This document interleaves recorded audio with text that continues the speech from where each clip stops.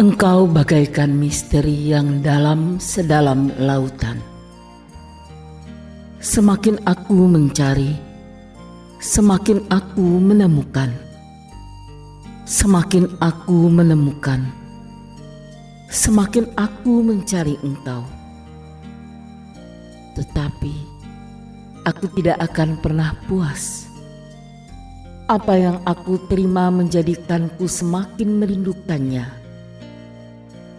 Apabila Engkau mengisi jiwaku, rasa laparku semakin bertambah, menjadikanku semakin kelaparan akan terang-Mu. Hari ini 29 April kita memperingati Santa Katarina dari Siena, perawan dan pujangga gereja. Katarina dilahirkan pada tanggal 25 Maret 1347. Santa yang termasyhur ini adalah pelindung Italia, tanah airnya. Katarina adalah bungsu dalam keluarga yang dikaruniai 25 orang anak. Ayah dan ibunya menghendaki agar ia menikah dan hidup bahagia.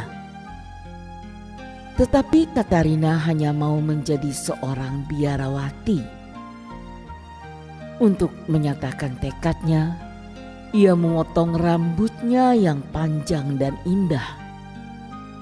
Ia ingin menjadikan dirinya tidak menarik. Orang tuanya amat jengkel dan seringkali memarahinya. Mereka juga menghukumnya dengan memberinya pekerjaan rumah yang paling berat. Katarina tidak bersekolah dan tidak pandai menulis. Keterampilan membaca sangat sedikit dikuasainya. Hal ini sedikit menolongnya untuk mengikuti doa ofisi di kemudian hari ketika ia masuk biara. Ketika berusia 6 tahun, ia mengalami suatu peristiwa ajaib yang memberi tanda surgawi bahwa ia akan dipilih Allah untuk suatu tugas khusus dalam gereja. Ia melihat Kristus di atas gereja Santo Dominikus yang sedang memberkatinya. Peristiwa ini menyebabkan perubahan besar dalam hidupnya. Sejak saat itu, ia suka memencilkan diri untuk berdoa. Ibunya tidak suka melihat kelakuannya. Oleh karena itu, ia dipekerjakan di dapur dari pagi hingga malam. Ia tidak memberontak terhadap perlakuan ibunya. Sebaliknya, ia dengan taat dan rajin melakukan apa yang disuruh ibunya. Dan akhirnya membuahkan hasil yang baik.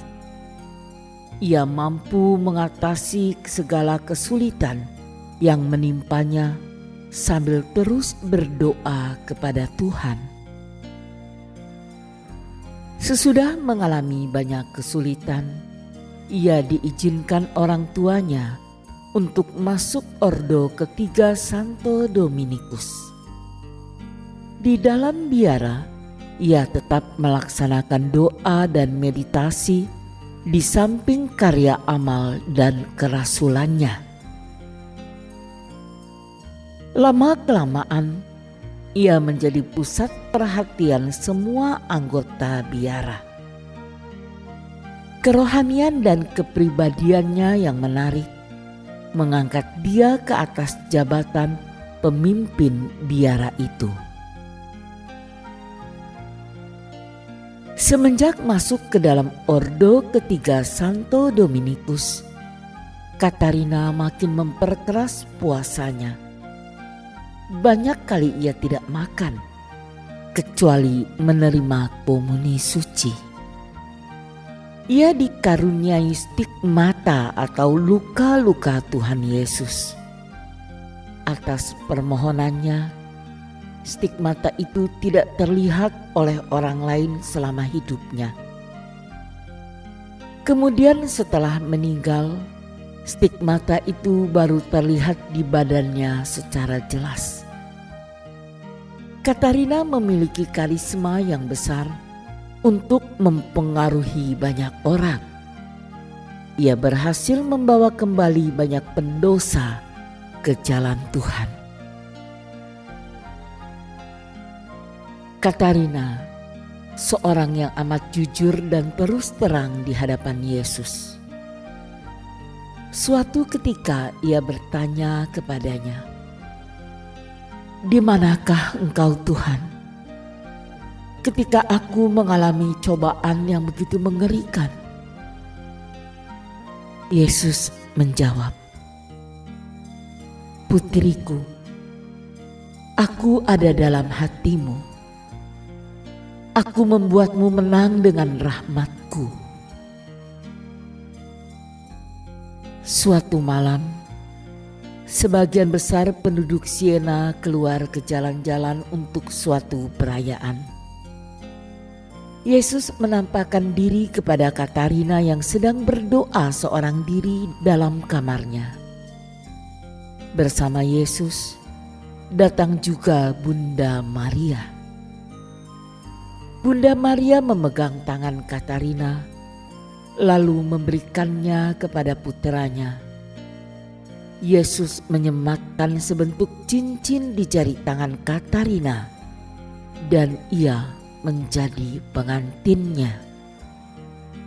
Sejak saat itu, Katarina mulai menerima penglihatan tentang neraka, api penyucian, dan surga. Pada masa itu, gereja mengalami banyak sekali masalah. Banyak pertikaian terjadi di seluruh dunia. Katarina menulis surat-surat kepada para raja dan ratu. Ia bahkan datang menghadap para penguasa agar berdamai dengan Paus dan mencegah peperangan. Katarina meminta Paus untuk meninggalkan Avignon, Perancis, dan kembali ke Roma untuk memimpin gereja. Ia mengatakan bahwa itulah yang dikehendaki Allah. Bapa Suci mendengarkan nasihat dari Katarina serta melakukan apa yang dikatakan. Katarina tidak pernah lupa bahwa Yesus ada dalam hatinya. Melalui dia, Yesus memelihara orang-orang sakit yang dirawatnya. Melalui dia, Yesus menghibur para tahanan yang dikunjunginya di penjara. Santa besar ini wafat di Roma pada tanggal 29 April 1380. Usianya baru 33 tahun. Ia dinyatakan kudus oleh Paus Pius II pada tahun 1461. Pada tahun 1970, Paus Paulus ke-6 mengangkatnya menjadi pujangga gereja. Santa Katarina menerima penghormatan besar ini karena ia melayani gereja Kristus dengan gagah berani sepanjang masa hidupnya yang singkat.